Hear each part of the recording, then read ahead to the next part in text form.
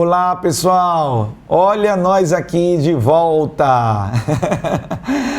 Olha, estamos aqui com palavra de sabedoria, esse nosso encontro, sempre com a intenção de compartilhar a palavra de Deus, a sabedoria que vem da palavra de Deus para o nosso coração, viu?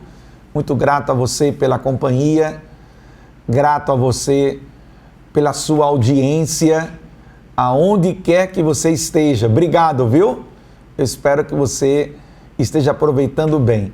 Eu estava essa semana aqui no centro da cidade mesmo e eu me lembro que eu encontrei um casal muito querido, muito amado, são amigos nossos e eles estavam dizendo assim: Wendel, estou acompanhando tudo sobre essa série de mudanças e Deus está falando para o meu coração através dessa série.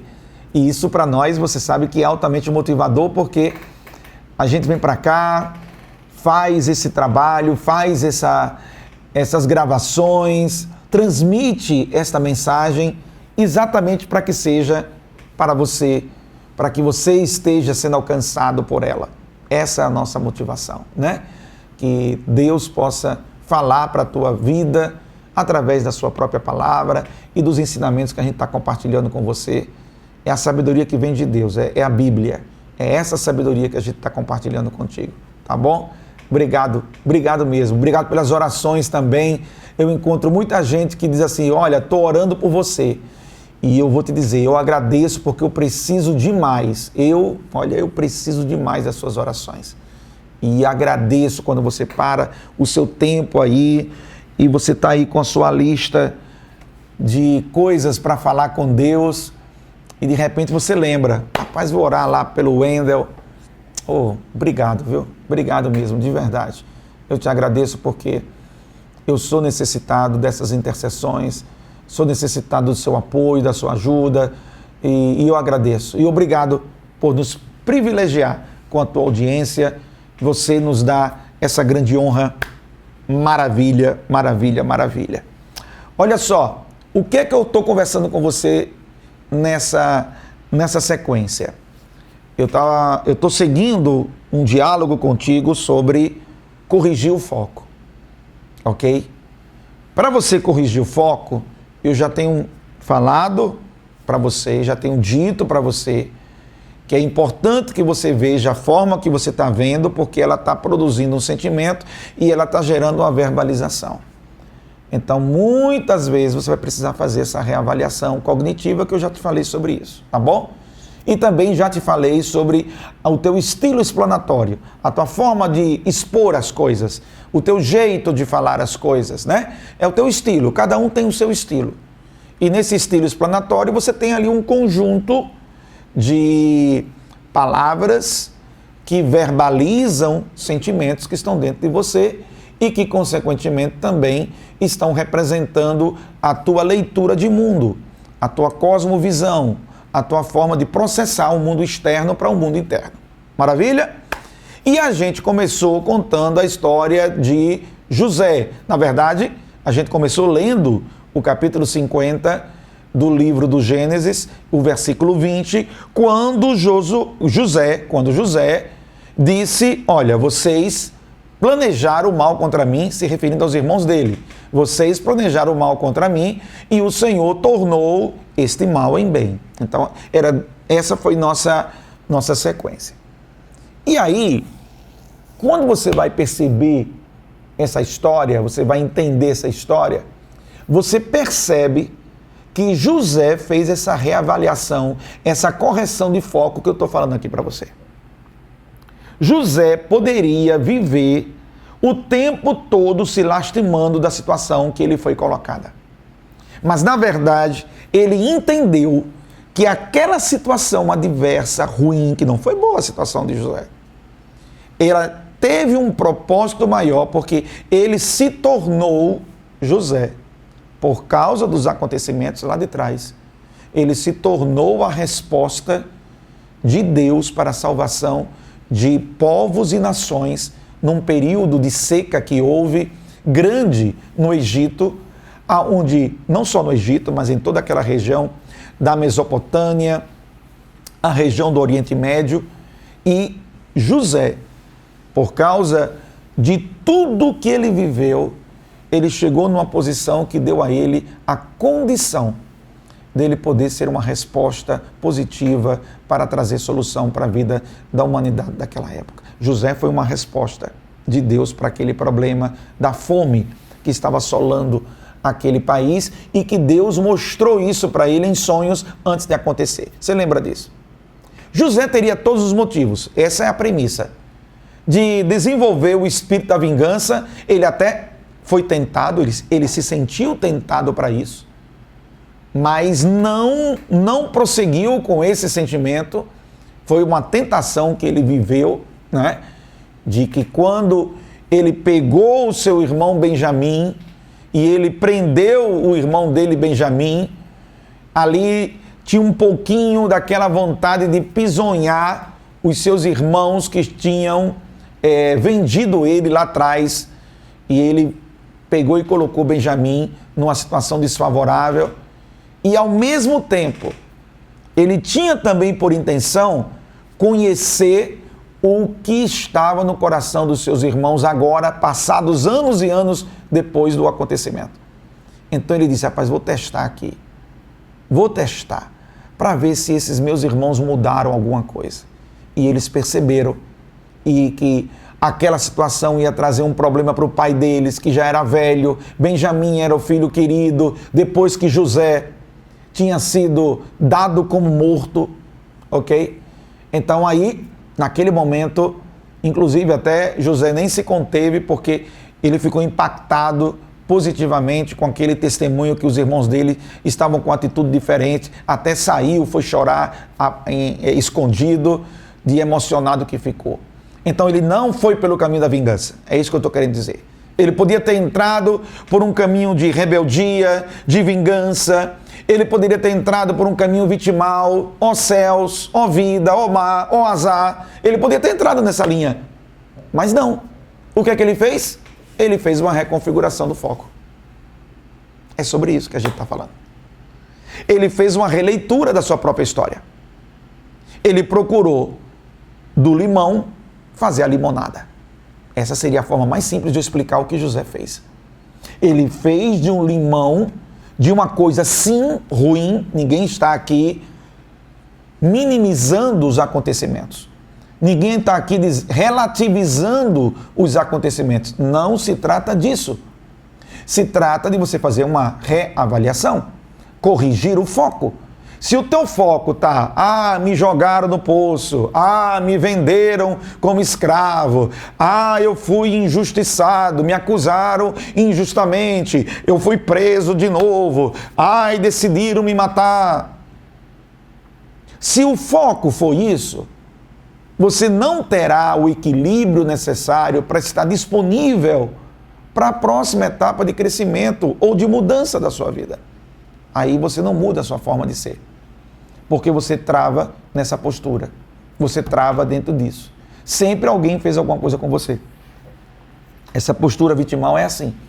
Alguém fez, eu estou assim porque meus pais, eu estou assim porque meus irmãos, eu estou assim porque meu patrão, eu estou assim porque o pastor da igreja, eu estou assim. Sempre você faz uma leitura vitimal.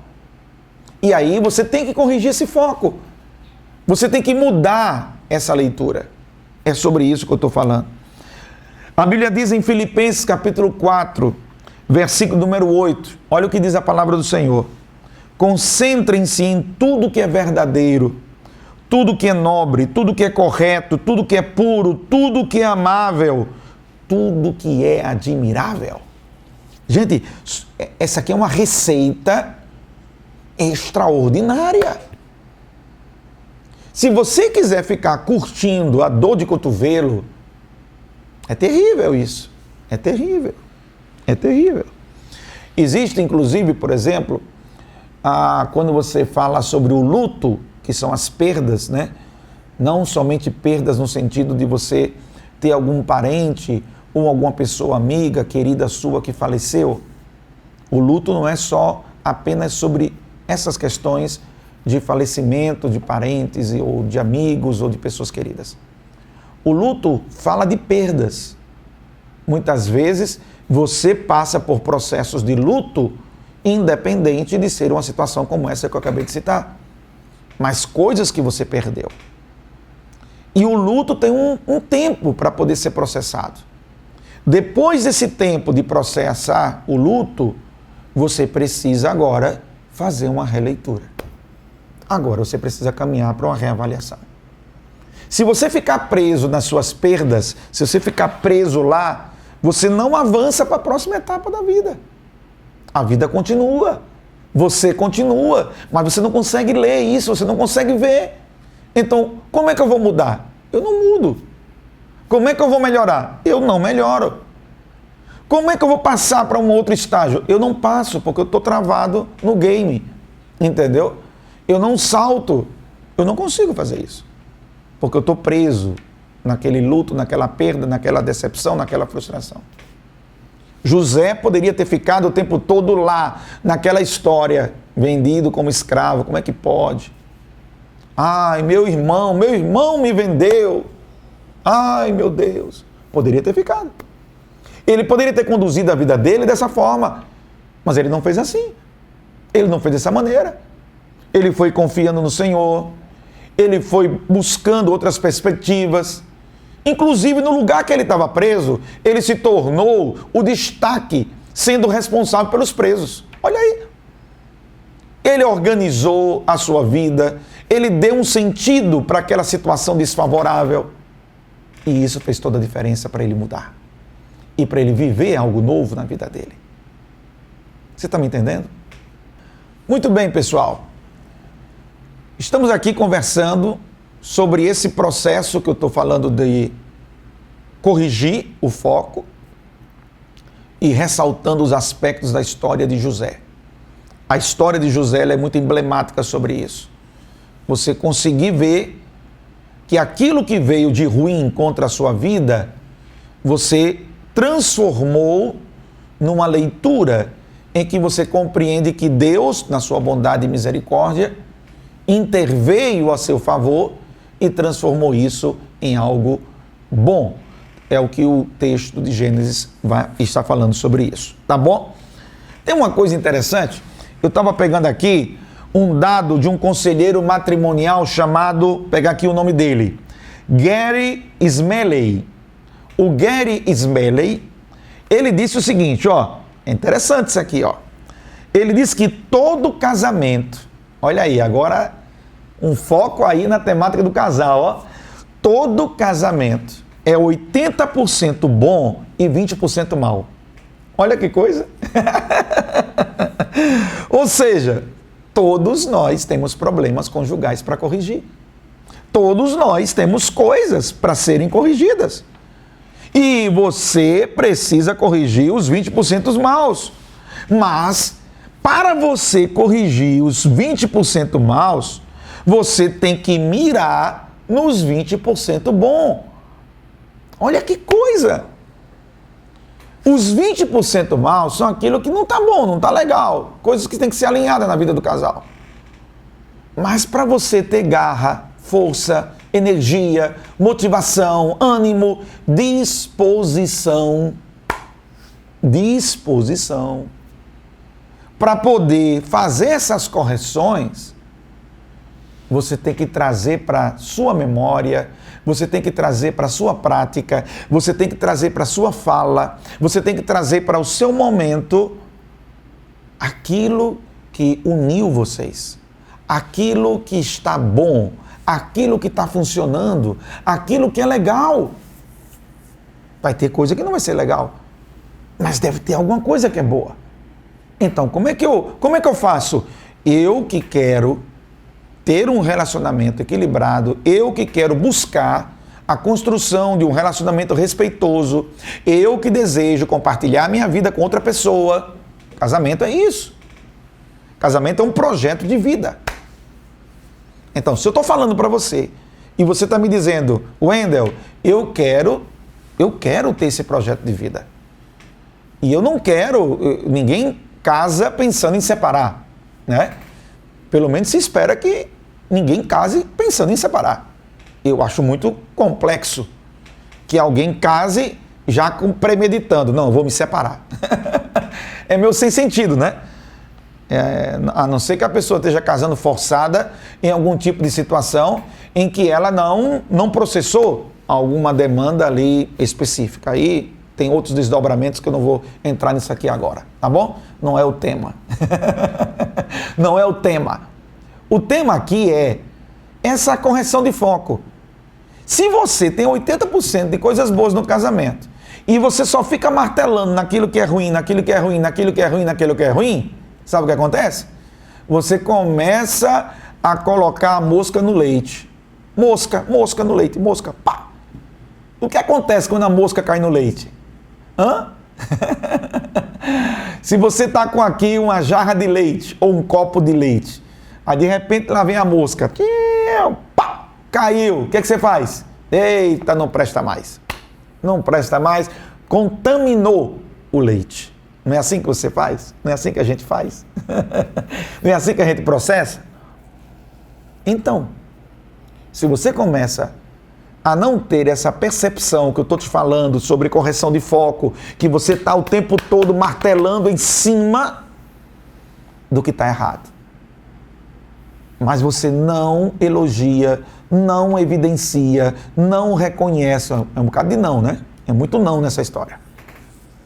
Aquilo que tem de bom, aquilo que está funcionando, aquilo que é legal, aquilo que traz alegria e felicidade para vocês também, mesmo que vocês tenham seus momentos de tristeza, ou de contratempo, ou de atrito, ou de chateação, que um fica para um canto, outro fica para o outro, um sim fica emburrecido, fica de tromba, não quero falar, não quero não sei o que, fica resmungando.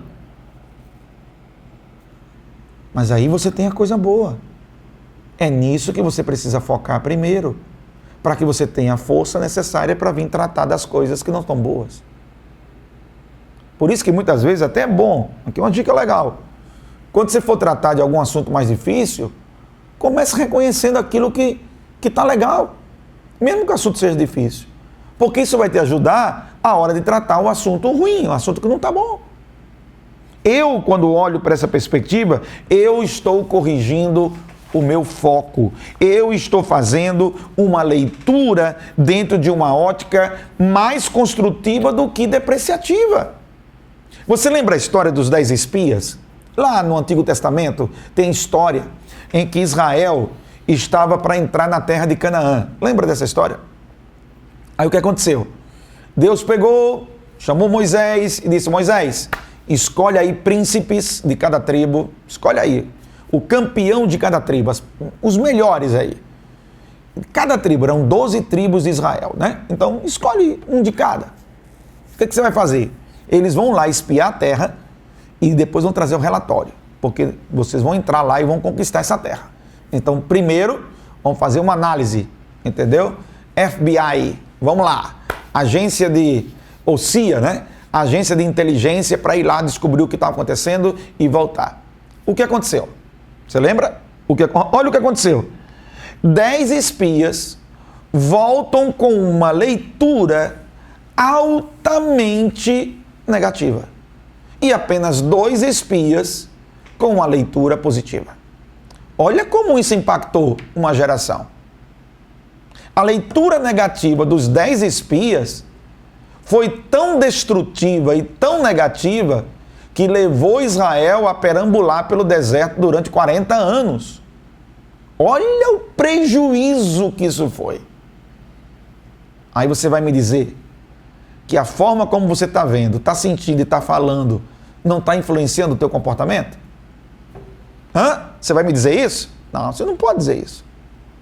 Aí você vai me dizer que não é importante a maneira como você está lendo as coisas na sua vida? Talvez esteja exatamente na hora de você mudar isso, meu amigo. Você talvez esteja precisando fazer esse balanço em você, essa chacoalhada em você, dar passos pequenos, mas começar a dar esses passos rumo a essa mudança na sua vida, porque senão, se você não tiver essa flexibilidade e se mantiver nesta rigidez, você não vai conseguir mudar. Ninguém muda se não tiver flexibilidade. E esta flexibilidade inclui